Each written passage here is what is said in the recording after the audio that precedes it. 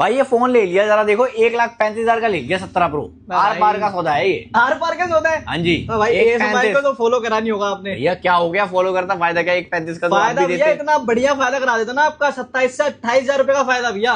भाई कितने का मिलेगा 17 प्रो? अरे ये लो यार, कलर चेक करो, ब्लू कलर और हाँ जी। 256 जीबी ठीक है, मिलेगा 2 महीने पुराना। कितने का? कितने का? 1,08,000 रुपए का दे रहा हूँ मैं। 1,08,000 रुपए में? भाई क्या बात कर रहे हो, ये XR तो नहीं है ना भाई? ओ भैया नकली काम नहीं करते, असली है ना भाई? असली असली 50 तोला। प्रो मैक्स दे देता तो 1,35 का लेके आया, उसमें 5,000 रुपए बचा देता आपके। ये कितने का? 1,35 1,30 का?